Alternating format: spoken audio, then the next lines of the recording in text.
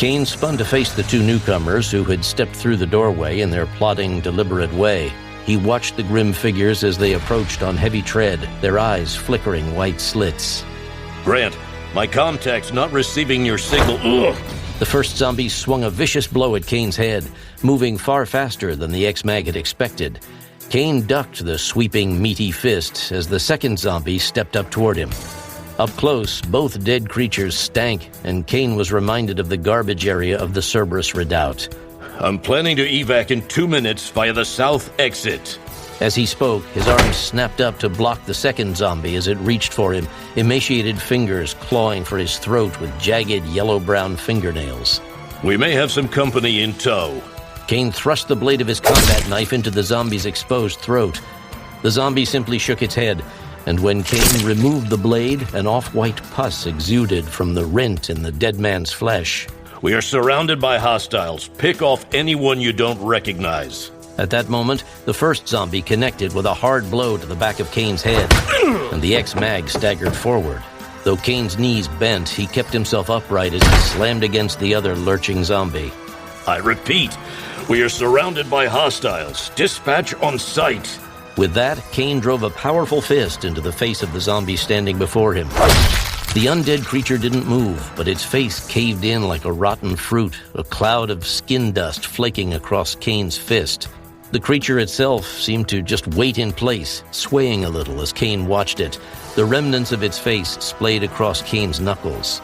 The zombie behind Kane was moving closer too, and the Cerberus warrior realized that he was hemmed in. Even as he backed away from his twin attackers, he saw that Ohio Blue was finally on her feet once more and had made her way over to the wall where the sword had been mounted. Blue pulled the sword from its twin clips and spun around to face the monstrous figures of the undead. The beautiful blonde woman stepped forward, swishing the blade through the air and cutting at the zombie behind Kane. Although her blow struck, it was a pathetic effort, and Kane was reminded of his previous contretemps with the female trader out near Knoxville, where she had proved to be far more of a con artist than a fighter. With a foul stench reeking from its rotting flesh, the shambling form of the struck zombie turned to face Ohio Blue as she readied herself for a second strike. Ohio, give me the sword. Blue didn't need to be told twice. She handed Kane the 2-foot-long sword as the shambling zombies took another step closer. In return, Kane handed the blonde-haired trader his knife. I need you to free Bridget. The demands of her Outlander lifestyle had made Ohio Blue a very perceptive woman, and although she didn't comment on it, she noticed that Kane had referred to his partner by her first name. That was unusual, very nearly unheard of, in fact, and though Blue didn't know it, it was a sign of his concern for the beautiful redhead trapped in the alien chair.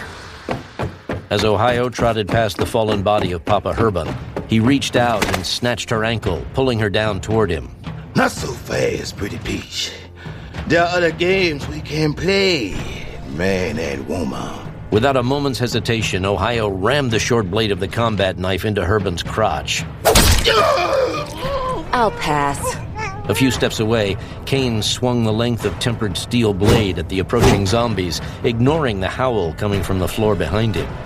The sword itself was the ritual weapon used to cut the curtain between the physical and the spiritual world in voodoo ceremony. Right now, however, Kane was using it in a less metaphorical manner as he hacked at the looming figures, slicing chunks from their torsos as they silently strode ever onwards at him in the confines of the room. With a downward slice, Kane chopped off the reaching hand of the closest zombie, leaving the undead man with a stump that oozed putrid white pus. The hand itself slapped against the floor, a cloud of dust puffing up in its wake.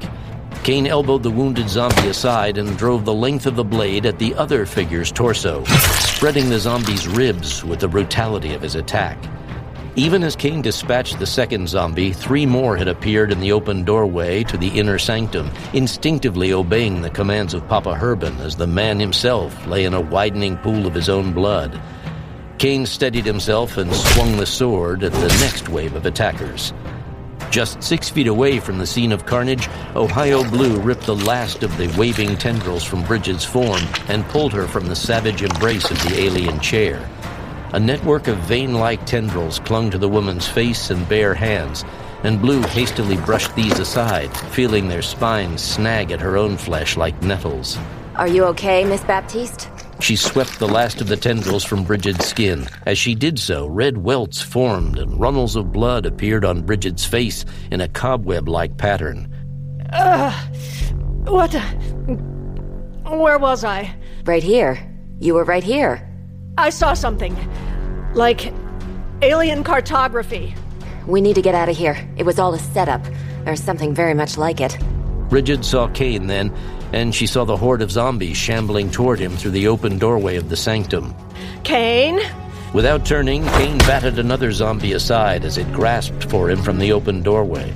We about done here, Baptiste? I think so.